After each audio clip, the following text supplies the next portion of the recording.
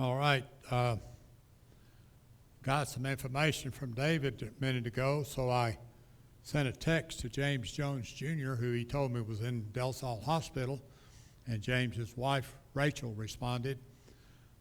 James was at Montwood, but then he moved to Carlsbad, and apparently he came here for some reason, I'm not sure, but had a stroke. And when Rachel responded, she said he was in dialysis. So that's serious too. He has been a diabetic for a long time. But we want to keep James in our prayers, as well as other folks that we have on our prayer list. And Brother Junie, do you have a number for us to sing? 299. 29 or 9er. Go to 300 and back up one.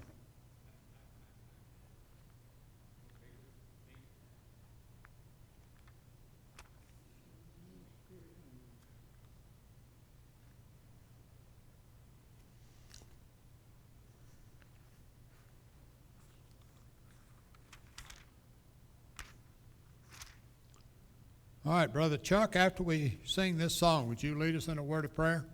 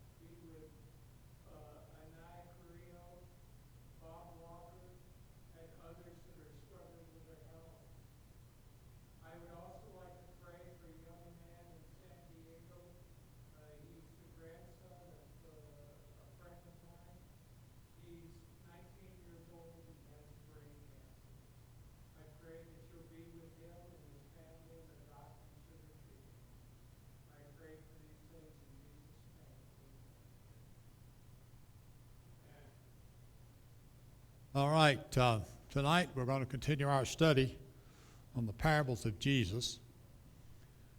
Does everyone have the study sheet or the question sheet? Not a lot of questions there, but I'm hoping that we'll be able to get those brain cells moving around. Left what? I left my study sheet at home. Oh, well, get me one too while you're at it.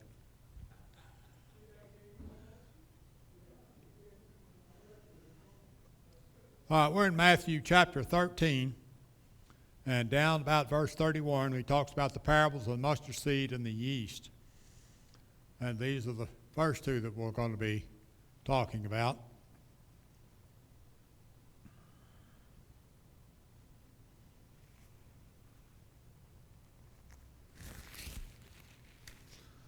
Now, someone help me again with our understanding of what a parable is. All right. Earthly story with a heavenly meaning. Is that what you said? I missed the word earthly. I wasn't positive. I thought that's what you said. So, in a way, it's like a secret message. You recall the apostle asking, Lord, why don't you talk to these people? Why don't you talk to us in parables? And you have to have a certain amount of insight or understanding of what's being talked about in order to grasp the meaning of the parable.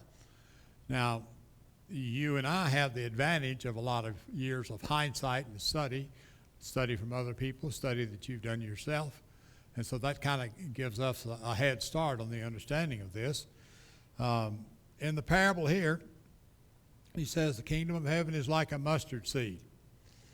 You often hear that the mustard seed is the smallest seed. It's really not, but it is one of the smaller seeds, and it's one that was rather common.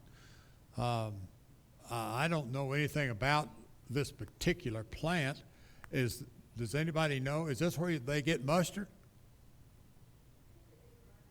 Is it? Okay, good. So they had mustard back then. How about that? I don't know whether they crushed it up and had a French's name on the lid or not, but the what? Ate the leaves. Okay. All right. And the tree can get as high as 12 feet tall. I mean, shrub. So here you got a little seed, and it produces a pretty good size bush or shrub or whatever you care to call it. Technically not really a tree, but it gets as big enough for me to call it a tree, especially in West Texas. But what's his point here? You can take a small thing and make it into something that is enormous. Okay, something that's small can become something that's enormous. All right. What else? Other side of that understanding of the seed and the small part of it.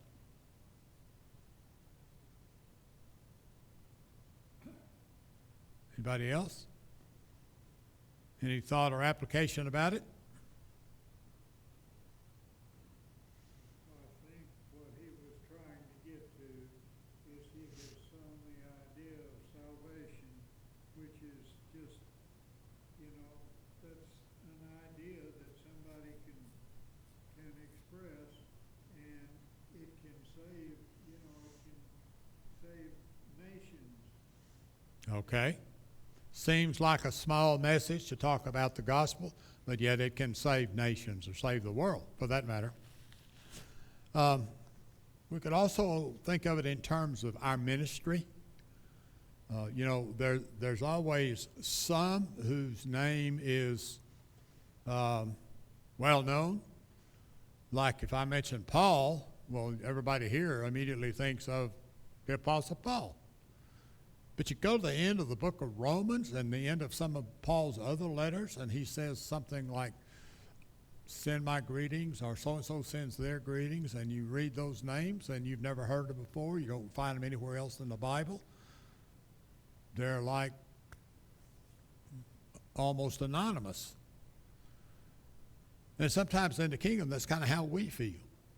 We feel, well, I'm not very important. There's a lot of people more important than me, and that's true.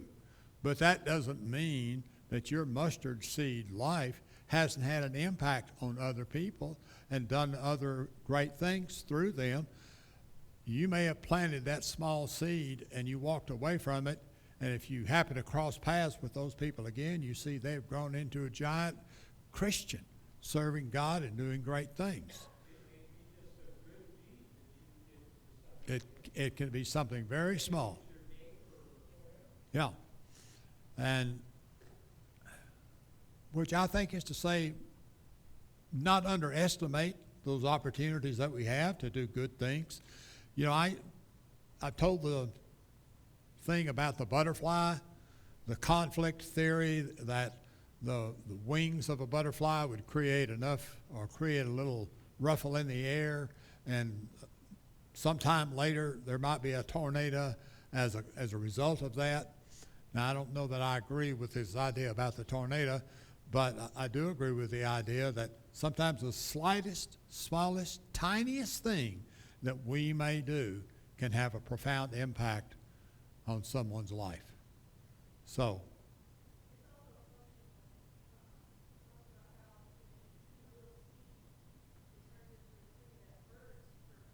yeah,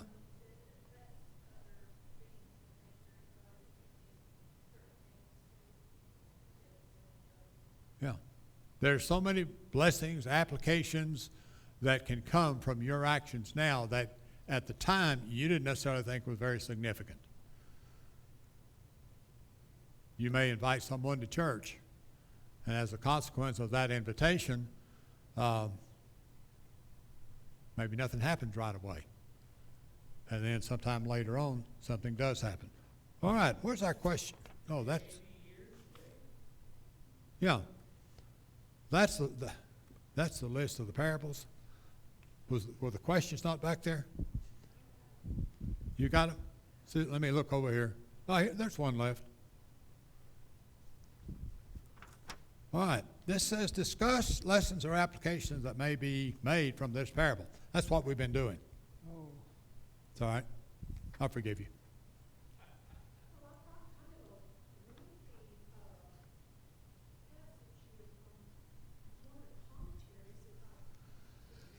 Go right ahead.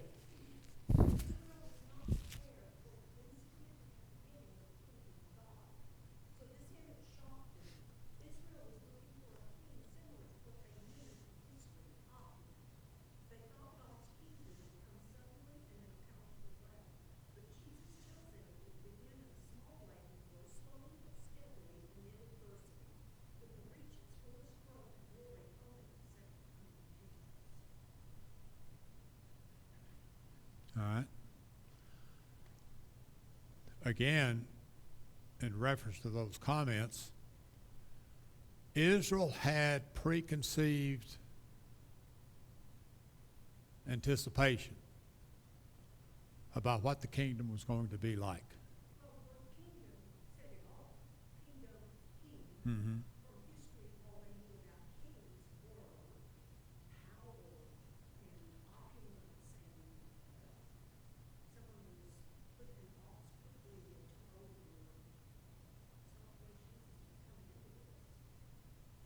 And sometimes when things don't happen the way we want it to happen, we mark it down as being insignificant and unimportant, or even false. They did want the big kingdom. They were obviously wanting to conquer Rome and get Rome out of their land. And that's going to take a lot because Rome was powerful. And Rome, even to this day, people talk about the discipline of their military and how they were able to meet to defeat other armies that were larger and outnumbered them, and yet the Roman military, Roman soldiers, would defeat them. And so anybody who's going to overthrow Rome and get them out of, not just out of Israel, but the promise of the Messiah was a world kingdom. So that's what they wanted. That's what the Jews wanted. They wanted a world kingdom. They certainly wanted their land back and that kingdom there. And that's what they were looking for. They weren't looking for one puny man.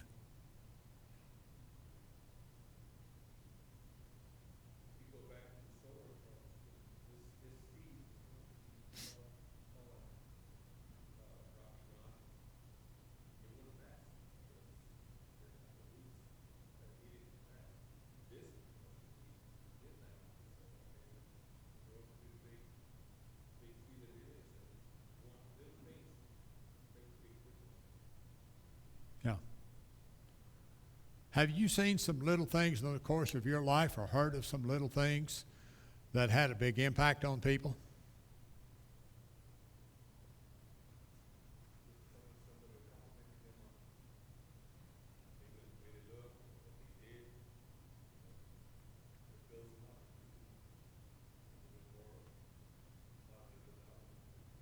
Yeah.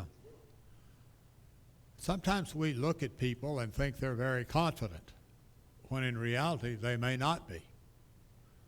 And so perhaps an encouraging word to them, not necessarily where they might expect it, but maybe some other way.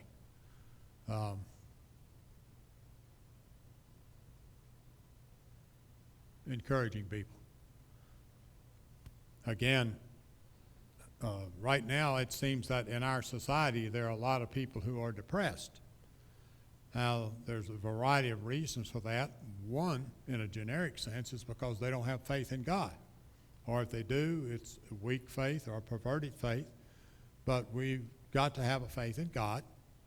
And the other part of that is that sometimes we're depressed because we're looking at ourselves instead of looking at other people.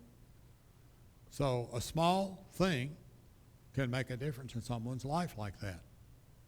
So, anyone else? Going back to the birds that were mentioned, the birds,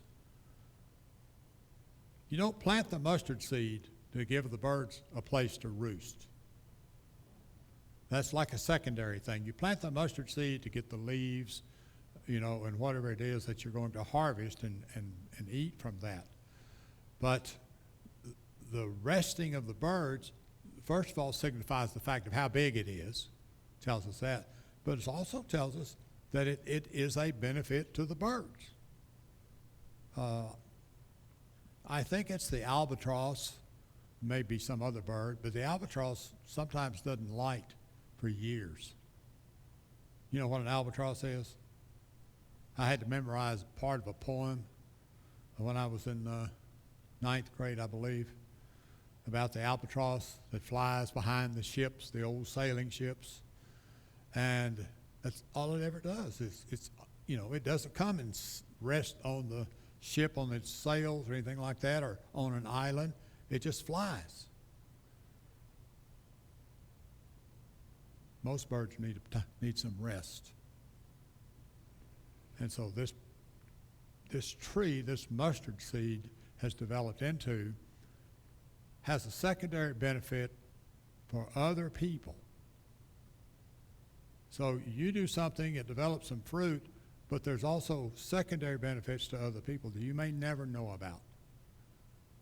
It just boils down to the fact that don't overlook the opportunities, don't miss the opportunities to do the little things in life. As I mentioned, the ninth grade, I took shop, woodworking, and we got a piece of wood, and we sanded it one grit of sandpaper. Then we got a finer grit. Then we got a finer grit. And I think it's about 3 or 4 levels of sandpaper we got down to. Then after we'd done all of that, you painted it or stained it, whatever the case was. And then you got some sandpaper, and you sandpapered it again. Then you got a finer grain of sandpaper, you sandpapered it again. You got a finer grain of sandpaper, and you sandpapered it again. And then you got something that was like talcum powder or baby powder, and you sandpapered it with that.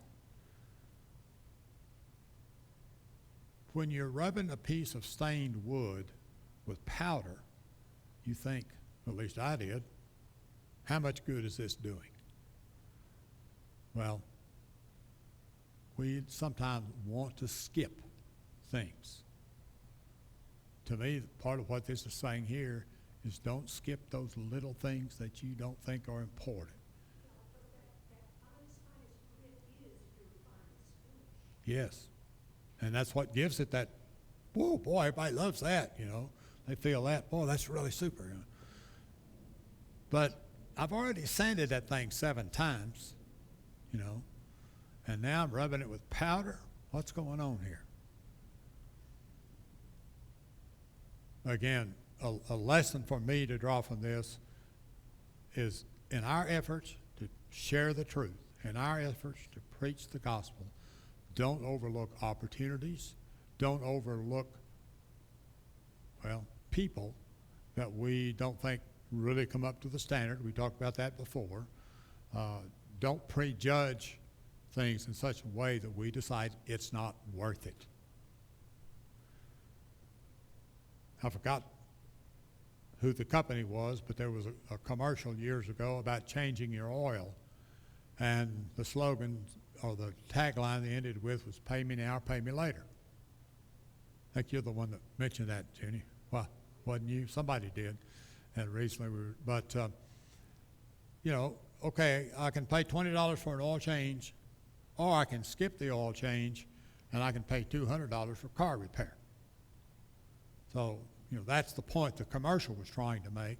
Well, that $20 oil change is your mustard seed. That's what you do when you say something kind to a person, when you teach someone the gospel, to let them know something about the light of God. We all like to do big things. We all like to see our name in headlines or headlights or whatever. One of the big things these days is, of course, the internet, social media, and there are people that are called influencers. And they've got absolutely nothing to offer at all, except they got 1 million people looking at their blog. They don't have anything solid to say. It's just that people are reading their their comments. And they're thrilled to death. I got 1 million followers. And maybe you'd like to have 1 million followers, but they're not offering anything. And you may have one follower in your life, one person who's paying attention to you. That's your mustard seed. Anyone else care to share anything or comment?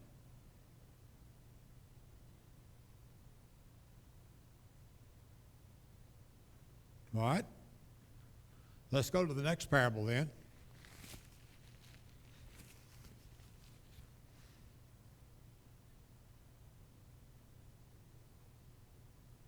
What do you know about that? You read verse 33?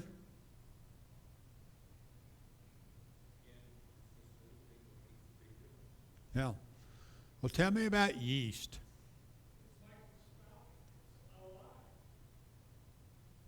It's alive. Now, today, if you need yeast, you just go to the store and buy some. But they didn't have grocery stores back then, and they didn't have refrigerators, and they didn't have people who would package things in an airtight container. So what did they do? They cultivated it, and they made bread. A few years ago, there was a fad, what they call it. They call it friendship bread. Did that hit out here? Any of y'all know what I'm talking about? Maybe I've got the wrong name.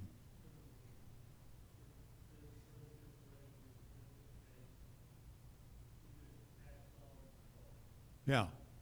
And you would keep the yeast alive by keeping a little bread a little dough, for later. And then you would make some loaves of bread, bake it, give it to your friends, and if they asked for it, you'd give them a little thing so they could, do the same thing. The live yeast is multiplying and continuing to grow. It goes on. Now you can kill it, but the point here is you're not trying to kill it, you're trying to keep it alive. What is it you're trying to keep alive? Friendship, the gospel, the message, the contact with other people, building networks and connecting with love. So yeah, and the yeast starts out in one place, but as it grows, what happens? It permeates every part of the loaf. Now, I'm not a baker. I can cook short order, but my chef over here is the one that keeps me happy with my food, and it's delicious. But if you were going to bake a loaf of bread and you pulled it out of the oven and it's high on one side and flat on the other, what would that tell you?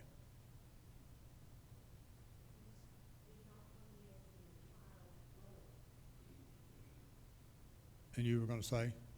Yeah, and probably because you didn't need the dough to get it around, spread it around.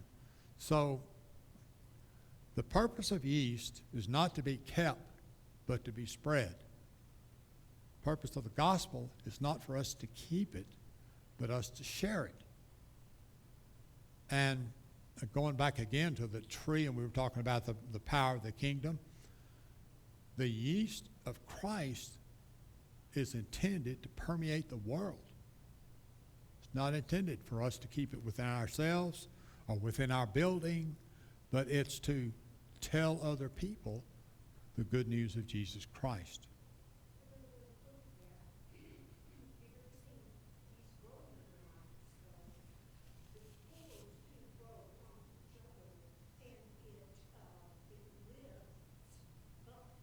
Mm-hmm.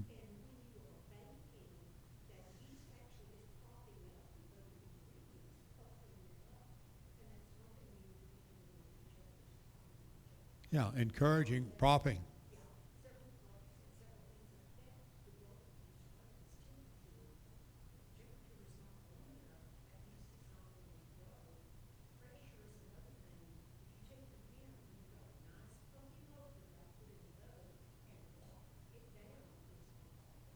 Yeah.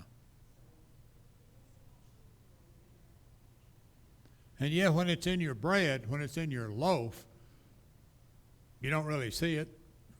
I don't think you taste it either. At least I couldn't. Yeah. But it's there. And it's doing its job. So in a way, it kind of, for me, kind of goes back to the mustard seed. It's almost invisible as far as life is concerned. But yet it's there and it's doing things. And we are almost invisible, but we're out there doing the work. The mustard seed, the yeast, touching the lives of other people, telling people about Jesus, letting our light shine through us to make an impact on people.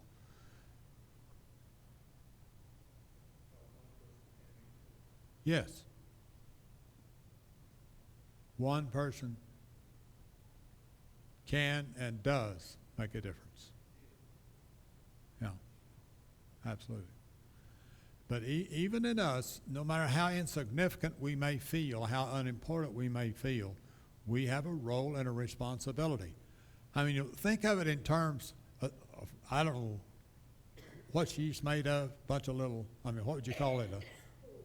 A spore, okay. So we got all these spores in the bread. Well, one spore may say, I'm unimportant, so I'm not going to do my work. I'm not going to do my thing. And the spore next to him says, well, if you're not going to work, I'm not going to work. And so we become a discouragement. If we're not an encouragement, we become a discouragement to one another. We pull one another down just like we can lift one another up. So even though we may think that in the big scheme of things, I'm not doing very much, yes, you are. We all are. So, again, we have a message here of doing the work, no matter how small or unimportant you think it is, because in reality, together we will accomplish great things.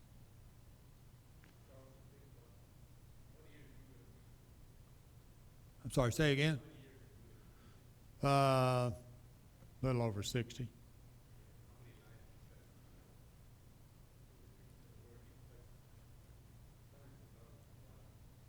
Well, I sometimes wonder about that. Since you made me the center here, let me, in my reflection, I have often thought about some times that I turned down opportunities.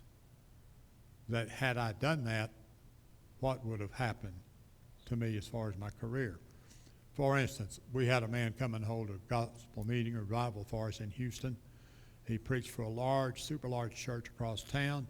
I got a call after the meeting was over, and he said, want to have lunch with you and one of my elders. And I said, okay. So I went to have lunch with them, and they asked me, would you come and be our song leader and, associate minister? I said no. I was ready to move, but I wanted to move somewhere where I could preach, not lead singing. Well, just suppose I had gone to that church. Would that have given me wider opportunities? And then I think about a couple of people that I did touch later on in my ministry that I might not have even known them before, and I would have missed that. Maybe someone else would have done something, but if I went back and did it over, how much would I do differently? So if you go one direction, you might miss that opportunity where you know you actually did some good here. We've all touched lives, whether we realize it or not.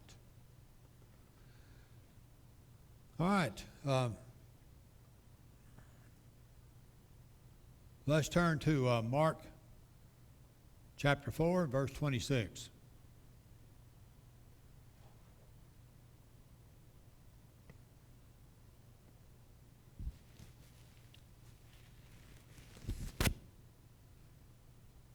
Somebody read the first part of that.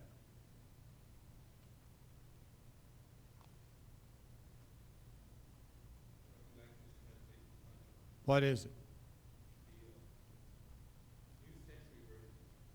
Okay.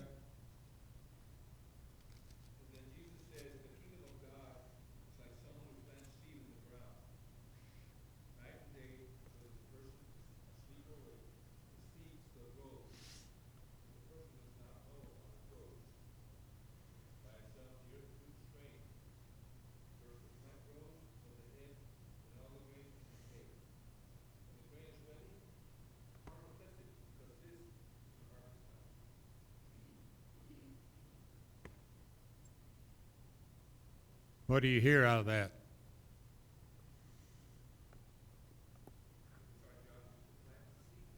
Okay. And basically it says whether he's asleep or whatever he's doing, the seed's doing its work. And he doesn't really know what's happening. He doesn't know how. Now today, our scientists have studied and they can explain things about how a seed germinates, etc. But most of us still don't know, and even if they explained it to me, I wouldn't understand it. And that's what Jesus is talking about. A man plants a seed, a sower plants a seed, and from that point on, he's ignorant. He has no clue what that seed is doing or how it's doing it. Now, for me, that goes right back to what we were just talking about, the mustard seed and the yeast. I don't always know and understand how the gospel works in the hearts of men and women. But if we keep planting this seed, and we may go on. Now he says here, sleep, but we just may go on. We may leave town. We may leave the state. We may never see those people again. But if you've planted the seed of God in their hearts, may very well be that something happens from that. Yeah, I know there's good soil, bad soil. We've talked about that previously. But the seed planted in the heart of an individual will work even if we don't understand how it's happening, how it's doing. Daniel? Well, I look at this, I've learned this lesson the hard way. There's three people I've had to apologize to, three people I've had to get out of my hands and knees, say I'm sorry, all because seeds I planted, I did not know the consequences of the good and the bad. When that happens, not knowing bad consequences, things can get ugly fast. Okay. Good. Anyone else?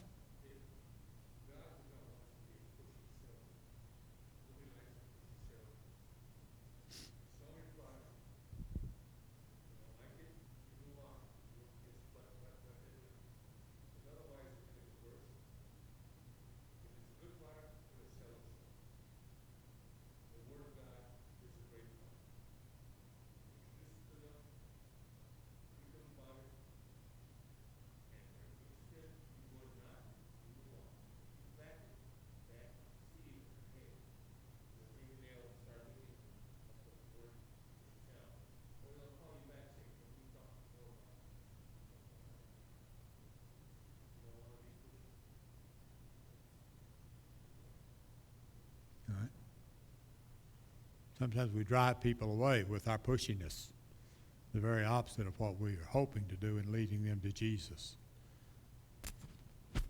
Anyone else?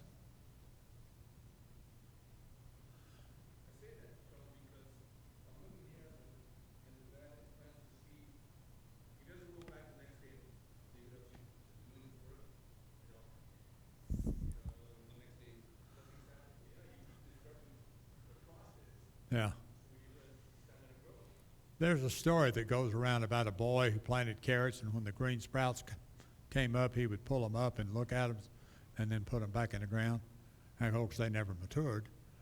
But yeah, we're, what shall we say, pressuring people. Yeah. Yeah. All right. Again, we have opportunities that come to us that we don't even understand what they're all about. But nevertheless, if we can respond in a Christian way, it's a blessing.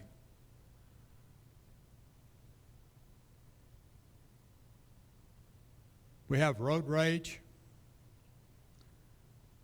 If you're on the internet, you're going to see people who are going to do horrible things just because, I don't know why, they can get away with it.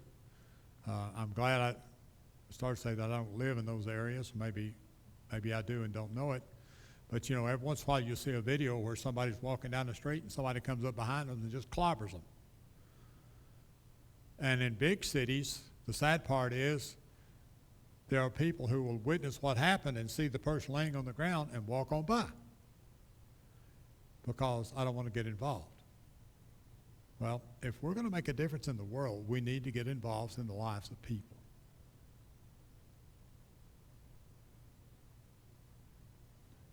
Every once in a while, someone will talk about they're alone or they feel lonely. Well, what's the solution to that? Stay at home and expect somebody to call me or for me to call somebody else? Better be proactive and find somebody else that we think might be alone and give them a call. Or send them a card or give them a visit. But again, going back to the seed, you don't always know how it's working, but trust that it's going to work. That's the point. Yeah, trust God. And sow the seed. All right, now again, coming down to verse 30, he then begins, once again, this is in Mark, we have the mustard seed again. When planted, it grows and becomes the largest of all garden plants.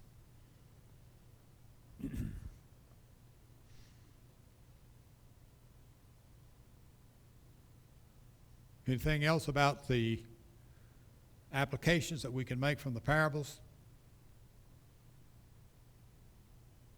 Some of the parables are in 3 Gospels, some are in 1.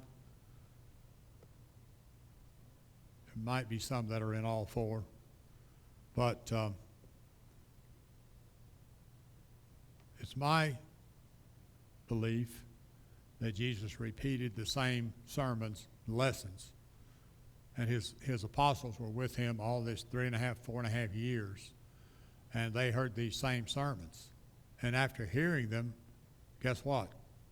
They ought to know them, I mean, I know we've all heard someone preach a great sermon. We think, man, I'd love to, wish I had that in my mind. Well, our memories aren't that good unless it's recorded somehow. We've lost it. We remember 1 or 2 good points maybe. But if we heard it 10 times, if we heard it 20 times, guess what? It become a part of us. And we could almost say it ourselves. I've told as an illustration, you may remember it, about a guy who was a lecturer and he was traveling over the country and he would go to these different places, a lot of universities, and he would give this lecture on a very technical and a subject. And one night, after several months, he was just exhausted. And his chauffeur had been driving him all this time and said, you know, hey, you're wiped out. I've heard you give this speech so many times, I can give it. He said, let me give the speech and you rest. And so the guy said, you know, let's do that. So the chauffeur gets up and he makes everything. I mean, he just says that speech word for word. The only difference is he talked a little faster and he got finished early. And so the MC gets up and says, well, we've got a couple of minutes left. Does anybody have any questions? And one of those smart aleck, this is at a university, and there's always a smart aleck student, you know, he stands up and asks a smart aleck question. And the chauffeur standing up here says, he knew what the kid was like, what he was doing. He said, that's such a simple question, I'm going to let my chauffeur answer it. So I always like that story, you know. But you know what? We can give the message. And that's one of the reasons why we're here tonight. That's one of the reasons why we read our Bibles on our own. That's one of the reasons why we're always in the Word, so that we can become familiar with it and share it, so that it becomes a part of us. Now down at the bottom it says, what's the main theme of the parable? If there's only one lesson, what would it be?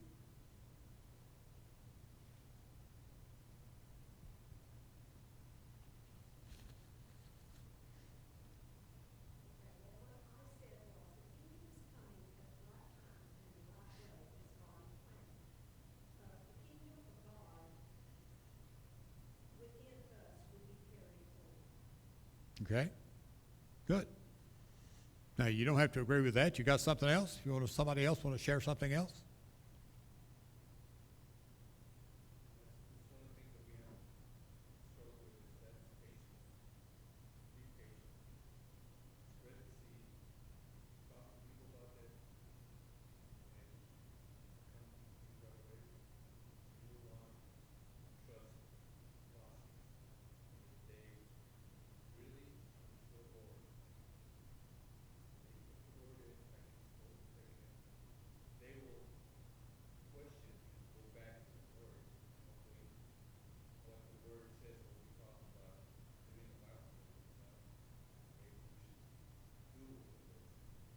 Okay.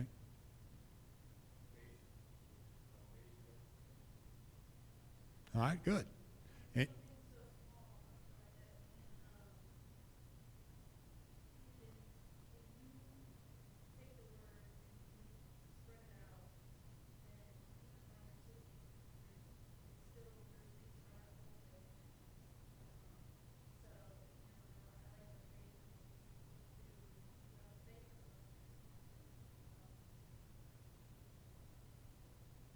Yeah. All right, good. Anyone else?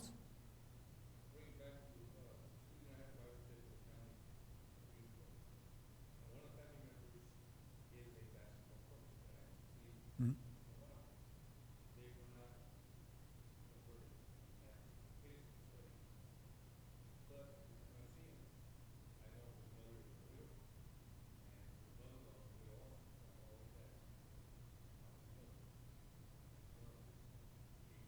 Right.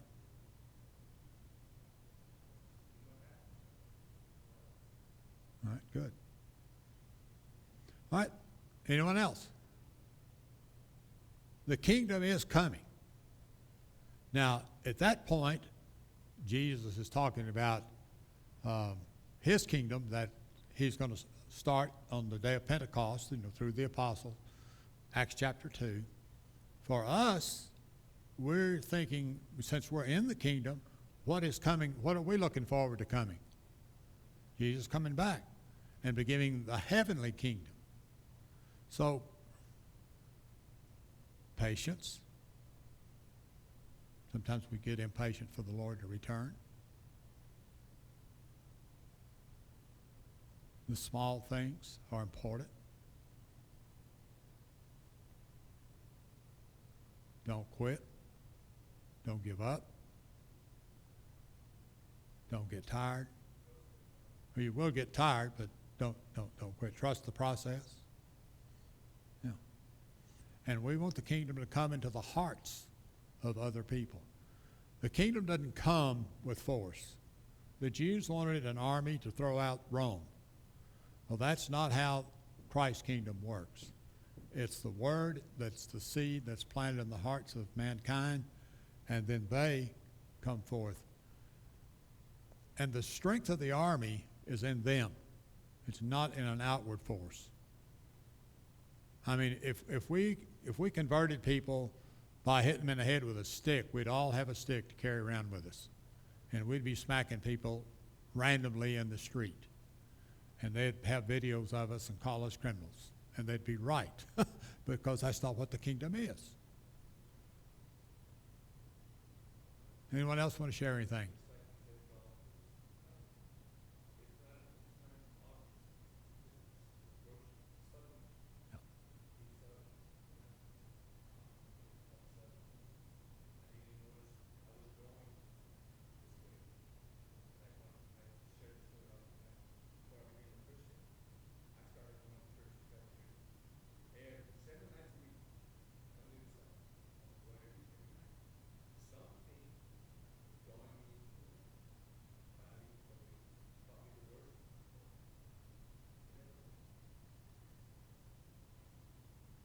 Wow.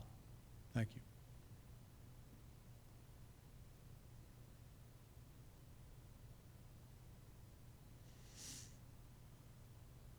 Now, Jesus at this point is talking to Jewish people who are liking what they're hearing. So how would these parables apply to them? They're not Christians like we are look with a hindsight. They're here at the beginning. They're on the front rows. And they're hearing these parables about mustard seeds, and they're hearing these parables about the things that are planted and how they take root and grow. What kind of lesson are they supposed to draw from that?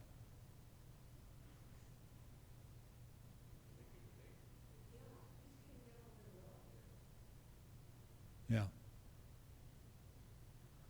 And some have suggested, and I tend to believe, and I mentioned this last week, that many times, like on this mustard seed thing, I would be perfectly willing to bet, no, not really, that there's probably a mustard tree there.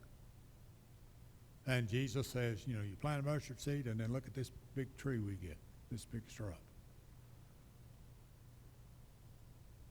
So he's on their level, something they see and understand, it's common to them, but then what's the message?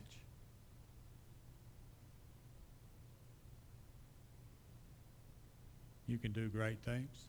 You can be great, even though you don't think you are. You can also have greatness come as a result of what you've done. We get discouraged easily in life, especially when we don't see immediate results. You see that in life. You see people that,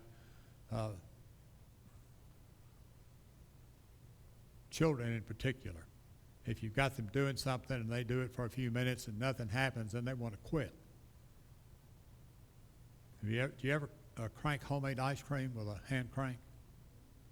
Yeah. You think it's never going to happen.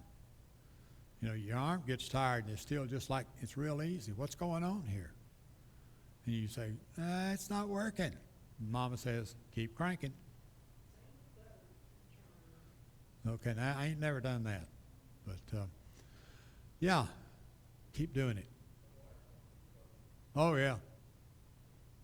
I've done that a couple times. Yeah.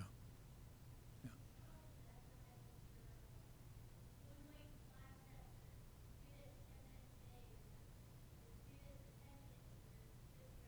Yeah. And we want immediate results. That's what we like. We want to take one pill and lose 100 pounds. I need to lose some weight. Take this pill. Send me $100, I'll send you the pill. Obviously, that's a ripoff, but I might try it. Be patient. Keep doing it. Let God's word, let God's seed do its work. Consistency, yeah. And while you're asleep, that seed is growing. And I don't know how it's growing. I don't know what it's doing. Just take comfort, if you please, in knowing that the work you've done, no matter how small or insignificant it might be, something's going to happen.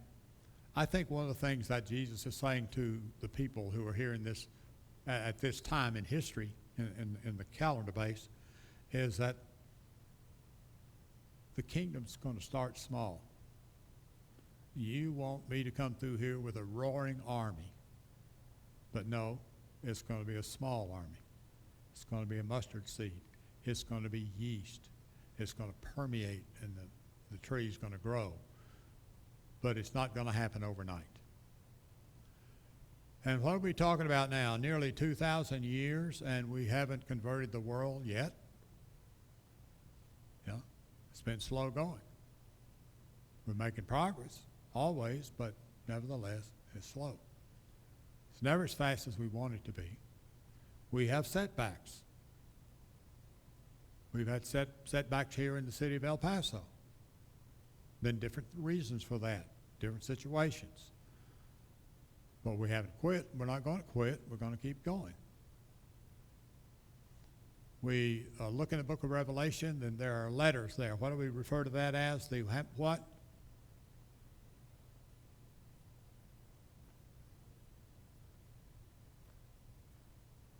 Seven letters to the church in Asia, beginning of the book of Revelation. Those churches don't exist anymore. They're not there. Now, that doesn't mean the gospel's not there, but those particular congregations are not there as they were when John wrote the book of Revelation. We have, for instance, in this city, the Montana Street Church has closed. At least the English part of it has. The Grandview Church used to be here. It no longer exists. The North Loop Church no longer exists. Some of them have moved, some of them have closed. Things change, but that doesn't mean things are over. And the good and the work that they did there has spread. It may not be growing as much here as it is somewhere else. Those people of faith took their seed and their message and their faith with them when they went to other cities and other states. So it's still growing, it's still working. Be the seed. Be the butterfly wing. Be the yeast. Don't quit. Anybody else? Rome wasn't built in a day. All right, good.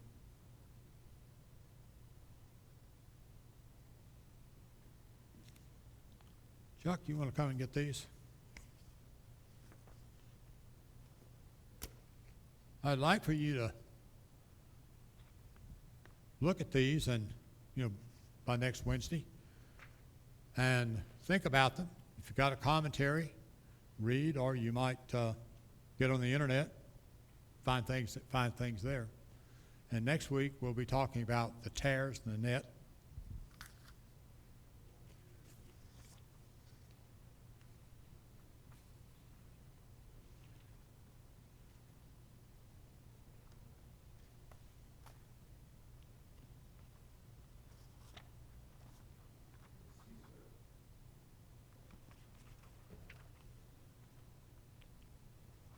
All right.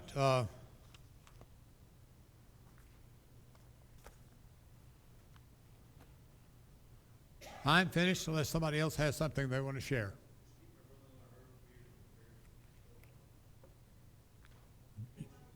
You say Bearden? Beard.